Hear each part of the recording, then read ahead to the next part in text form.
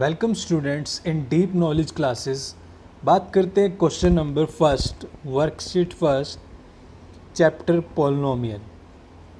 Find out whether the given expression is a polynomial और not, if not then give a reason. ये जो expression दिए हुए हैं आपको चेक करना है कि ये पोलिनोमियल है या नहीं है। If yes, if no then give reason. अगर नहीं है तो आपको रीज़न देना है। तो सॉल्व करते हैं वन बाय वन। तो first question 5x³ minus 4x² plus 1/2। तो पहली कंडीशन तो क्या है पोलिनोमियल के लिए, जो उसकी पावर यानी जो डिग्री होती है, डिग्री मीन्स ये जो वेरिएबल्स की पावर है, तो ये क्या होनी चाहिए, पॉजिटिव इंटीजर होना चाहिए।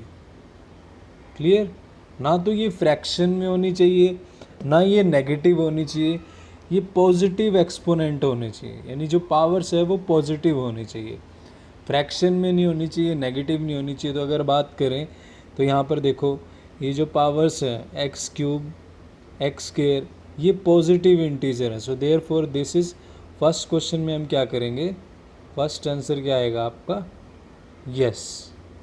क्लियर। अब चलते हैं सेकंड की तरफ। सेकंड में अगर बात करें तो मेरे पास देखो क्या है, √3z², यहाँ तक तो पॉजिटिव है, -5 √z+6। अगर मैं √z+6 की बात करूँ, z+6, अगर मैं रूट की बात करूँ तो रूट का मतलब होता है पावर 1/2। अगर यहाँ पर बात करें तो z की जो पावर है कहीं ना कहीं वो फ्रैक्शन में आ रही है, रूट का मतलब क्या होता है, फ्रैक्शन।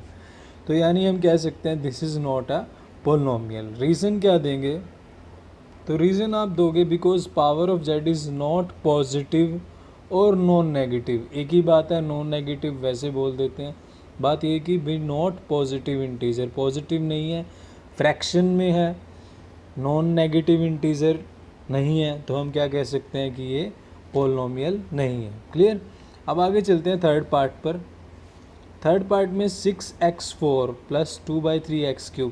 अब यहाँ पर देखो जितनी भी वेरिएबल्स की पावर है, वेरिएबल्स की पावर यहाँ पर देखो 4, 3, 2 पॉजिटिव इंटीजर हैं। पॉजिटिव इंटीजर या नॉन नेगेटिव, यानी जो नेगेटिव नहीं है, नॉन नेगेटिव लिख देते हैं, बात वही है पॉजिटिव। तो इसमें थर्ड में हम बोल सकते हैं यस, बोल सकते हैं। क्लियर। ये क्वेश्चन सिर्फ समझने के हैं। फोर्थ पे चलते हैं। फोर्थ क्वेश्चन देखो आप, ये तो है ही नहीं है, देखो वेरिएबल की पावर फ्रैक्शन में, आगे देखने की नीड ही नहीं है, पहला ही वेरिएबल हमें मिल गया, पावर क्या है, फ्रैक्शन में है। तो सेम यही कंसेप्ट लिखेंगे कि अगर रीज़न देना हो तो रीज़न आप दोगे this is not a polynomial because power of x is in fraction, fraction में है। और दूसरा नॉट नॉन नेगेटिव इंटीजर, जो ज़रूरी नहीं है कि जो बुक में लिखा है उसी को क्रैम करना है, आप अपनी तरफ से भी लिख सकते हो कि फ्रैक्शन में है, तो क्या ये पोलिनोमियल नहीं है।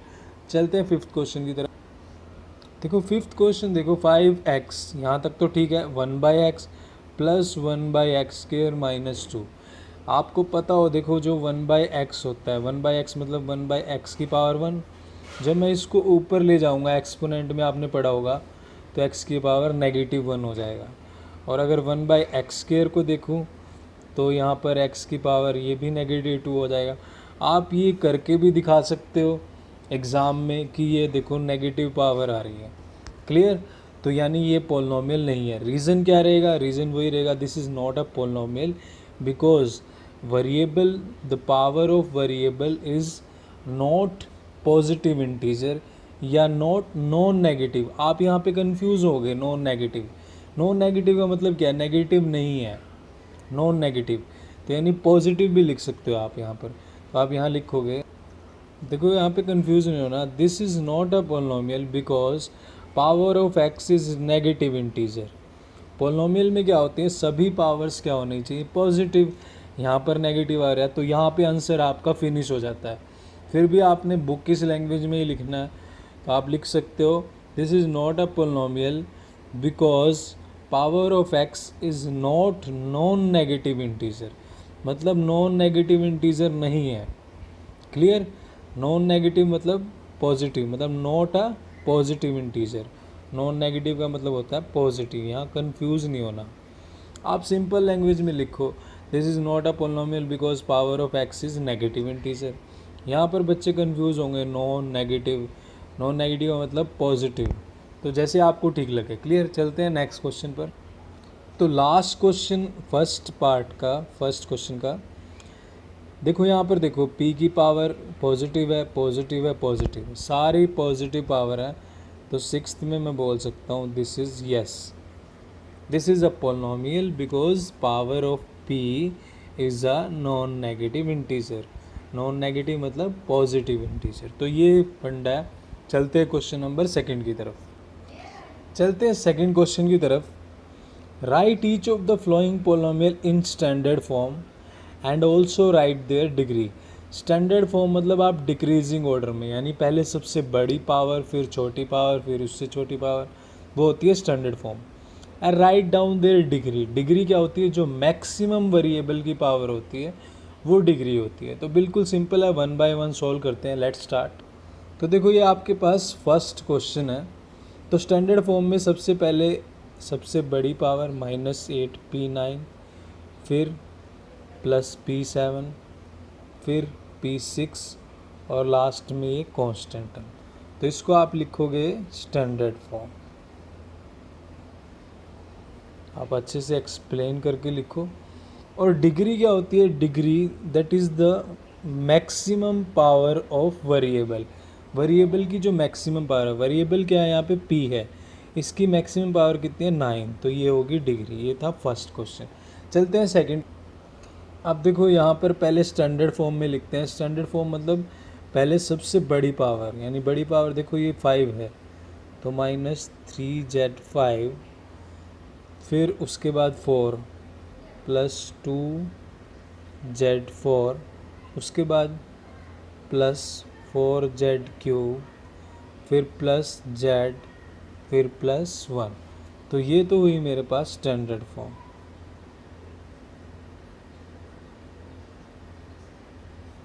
क्लियर? उसके बाद आपको डिग्री राइट करनी है। Degree is the maximum power of the variable. तो वेरिएबल z है, इसकी मैक्सिमम पावर क्या है? 5, तो डिग्री हुई 5। चलते हैं नेक्स्ट पार्ट की तरफ। अब चलते हैं क्वेश्चन नंबर थर्ड की तरफ। बिल्कुल सिंपल है। देखो, यहाँ पे आपने अलजेब्रिक आइडेंटिटी में ये आइडेंटिटी पढ़ी होगी कि अगर x + a into x plus b हो तो x² + x ब्रैकेट में a + b + ab, इस तरह से इसको राइट कर सकते हैं। क्लियर? तो वही आइडेंटिटी यहाँ पर अप्लाई करनी है। देखो, यहाँ पर x है, यहाँ भी x है।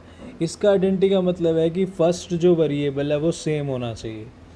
सेकंड, इसको हम लेट करेंगे a और इसको लेट कर रहे हैं हम b, यानी यहाँ पर a का काम क्या कर रहा है? 2/3 और b का काम क्या कर रहा है? 3/4।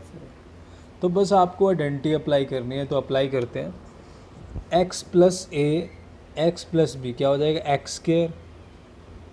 x² प्लस इंटू में x ब्रैकेट में a + b। a क्या है मेरा? 2/3 प्लस b क्या है? 3/4 प्लस ab। a क्या है? 2/3 इंटू में 3/4। तो सॉल्व करते हैं। ये 3 से 3 कैंसिल हुआ, ये 2 2 ज़ा 4 हुआ। यहाँ पर एलसीएम लेना पड़ेगा। यहाँ से क्या आएगा? देखो, x² आएगा, यहाँ पर प्लस और यहाँ x। यहाँ आपको एलसीएम लेना पड़ेगा। एलसीएम लेते हैं। 2/3 और 3/4, इन दोनों का एलसीएम क्या आ जाएगा? 12। अब देखो, जो नीचे वाला होता है क्या करता है? डिवाइड, और जो बचेगा मल्टीप्लाई। 3 12 को डिवाइड करेगा 4, 4 2 ज़ा, यहाँ पर बचेगा मेरे पास 8। क्लियर? प्लस 4 12 को डिवाइड करेगा 3, 3 3 ज़ा 9, यहाँ 9 प्लस यहाँ पर बच गया मेरे पास, देखो नीचे 2 बचा, ऊपर सब कट चुका है, तो यहाँ पर बचा 1/2। तो मैं क्या राइट कर सकता हूँ? इम्प्लाइज x² प्लस 8 + 9 कितना हुआ? 17/12 इंटू में x और प्लस 1/2। तो अब आपको चेक करना है कि पोलिनोमियल है या नहीं है। देखो, वेरिएबल x है, इन सब की power. Now question number fourth. अब आपके पास ये x² - 2/3 x² + 4/3 फॉर्मूला हमने जो लास्ट क्वेश्चन में अप्लाई किया वैसे ही अप्लाई करते हैं। ए भी आप राइट कर लो ताकि कंफ्यूज ना हो। a-2/3 है, b 4/3 है। x का मतलब वही कि जो फर्स्ट टर्म है वो सेम होनी चाहिए। यहाँ पे फर्स्ट टर्म सेम है, एक्स स्क्वायर है, ज़रूरी नहीं है कि यहाँ पे x ही होना चाहिए। इसका मतलब ये कि आपकी फर्स्ट टर्म जो है वो सेम होनी चाहिए। तो यानी अगर बात करें तो देखो यहाँ भी एक्स स्क्वायर है, यहाँ भी एक्स स्क्वायर है, तो सोल्व करते हैं फॉर्मूले के अकॉर्डिंग। एक्स स्क्वायर यानी फर्स्ट टर्म का स्क्वायर, फर्स्ट टर्म क्या है एक्स स्क्वायर, इसका square plus a plus B -2/3 plus 4/3 into X यानी फर्स्ट टर्म यानी X square plus A B, A क्या है -2/3, बी क्या है 4/3। ठीक है, अब सॉल्व करते हैं। देखो स्क्वायर का स्क्वायर ये हो गया x4 प्लस, देखो जब भी डिनोमिनेटर सेम होता है तो हम एज इट इज़ डिनोमिनेटर लिख देते हैं और ऊपर वाले को आपस में सॉल्व, तो 4 - 2 2, तो यहाँ पर हो गया एक्स स्क्वायर। अब यहाँ पे देखो प्लस माइनस माइनस, 2 4 जा 8, 3 3 जा 9। तो अब आप इसको देखो स्टैंडर्ड फॉर्म में ऑलरेडी है, पहले 4 है फिर 2 है, तो स्टैंडर्ड फॉर्म है, स्टैंडर्ड फॉर्म क्लियर। अब उसके बाद देखते हैं कि डिग्री, तो डिग्री देखो वेरिएबल क्या है मेरे पास, वेरिएबल x है, इसकी पावर मैक्सिमम कितनी है 4, तो डिग्री क्या हुई 4। तो ये था आपका क्वेश्चन नंबर 4। अब चलते हैं क्वेश्चन नंबर 5 की तरफ। अब चलते हैं क्वेश्चन नंबर 5 की तरफ। z² + 5 z² - 6, देखो फर्स्ट टर्म दोनों की सेम है, a और b ये डिफरेंट कांस्टेंट वैल्यू है, तो ये फार्मूला अप्लाई कर सकते हैं। तो फार्मूला अप्लाई करते हैं, आप लिख लिया करो ताकि आप कंफ्यूज ना हो। तो सॉल्व करते हैं। x का स्क्वायर यानी फर्स्ट टर्म का स्क्वायर, z² का square plus a plus b, a क्या है 5 प्लस b क्या है -6 इंटू में x यानी फर्स्ट टर्म यानी z² plus A B, A क्या है 5, b है -6। तो स्क्वायर का स्क्वायर ये हो गया z4 5 प्लस -6, ये प्लस माइनस माइनस हो जाएगा, माइनस प्लस माइनस यहाँ पर माइनस हुआ, तो माइनस के 6 और प्लस के 5, माइनस का 1 इंटू में z², तो -z² हुआ। अब 5 6 जा 30 प्लस माइनस 30, तो स्टैंडर्ड फॉर्म तो ये ऑलरेडी है, आप देख सकते हैं।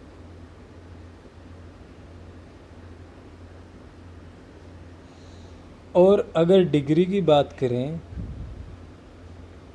तो डिग्री मैक्सिमम पावर वेरिएबल की क्या है 4, तो ये हुई इसकी डिग्री। क्वेश्चन नंबर 2 का 6th पार्ट, हम 6th पार्ट पे चल रहे हैं, सॉरी ये 4th लिख दिया, 6th पार्ट है। तो बिल्कुल सिंपल है, ये दो मेरे पास एक्सप्रेशन है, आपको मल्टीप्लाई करना है इसको और इसको, वही सेम फार्मूला अप्लाई करेंगे जो लास्ट क्वेश्चन में अप्लाई किया। यहाँ पर देखो a का काम कर रहा है -4, b का काम कर रहा है -5, और यहाँ इसका मतलब ये है कि फर्स्ट टर्म x का मतलब ये है कि फर्स्ट टर्म सेम होनी चाहिए। यहाँ x है तो यहाँ x, यहाँ y³ है तो यहाँ y³, तो x का काम क्या कर रहा है यहाँ पे y³ यानी फर्स्ट टर्म हमारी क्या है y³। तो सॉल्व करते हैं, फर्स्ट टर्म का स्क्वायर यानी y³ का square plus first term a plus b -4 plus -5 और उसके बाद प्लस ए बी यानी -4 और -5।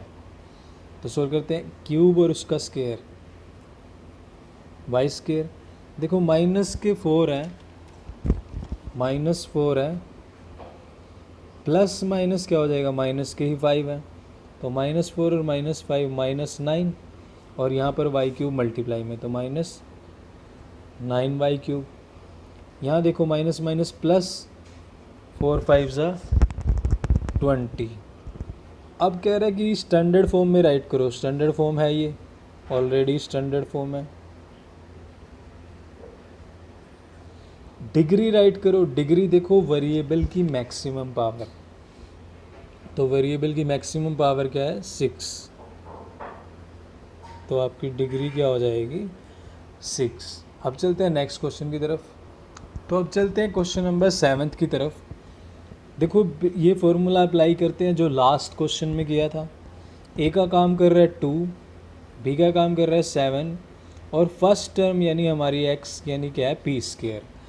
तो सॉल्व करते हैं इस क्वेश्चन इस फॉर्मूले के अकॉर्डिंग। एक्स का स्क्वायर यानी फर्स्ट टर्म का स्क्वायर, फर्स्ट टर्म क्या है पी स्क्वायर यानी इसका square, plus A plus B, A क्या है 2, बी प्लस बी क्या है 7 इंटू में एक्स यानी first term P square, plus अगर आपको कन्फ्यूज़न होती है तो आप ए बी और एक्स पहले ही लिख लिया करो ताकि कन्फ्यूज़न ना हो। ए बी 2 इंटू में 7। तो सॉल्व करते हैं स्क्वायर का स्क्वायर 2 + 7 9 पी स्क्वायर 2 7 जा 14। तो ये अब स्टैंडर्ड फॉर्म में है। देखो डिग्री पॉजिटिव है तो स्टैंडर्ड फॉर्म में तो है ही है। क्या है पहले 4 है फिर 2 है फिर कांस्टेंट है तो ऑलरेडी स्टैंडर्ड है। और पोलिनोमियल है ये क्योंकि पावर पॉजिटिव है तो पोलिनोमियल है। फैशन के लिए आपने लिखना है नॉन नेगेटिव इंटीजर।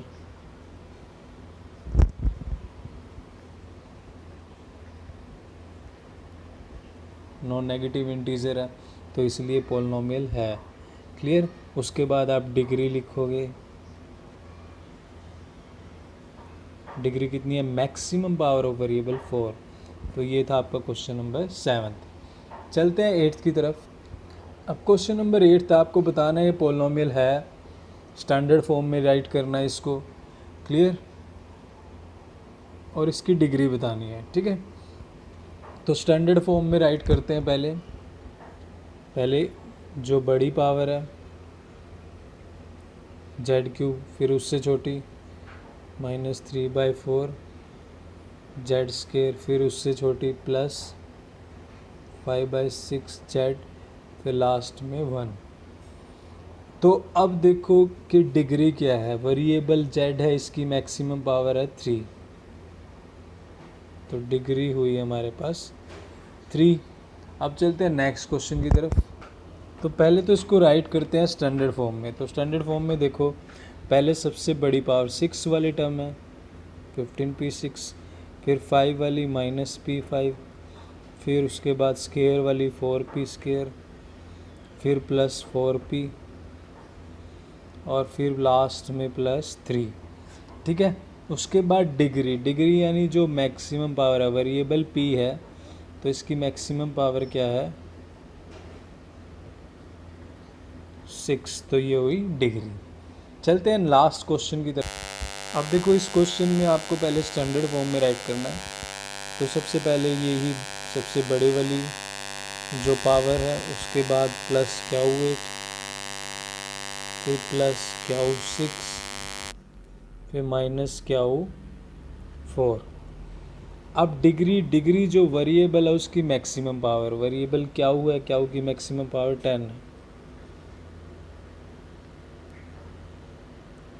तो ये था आपका last question. So thank you very much. Video अच्छी लगे तो please like share and subscribe.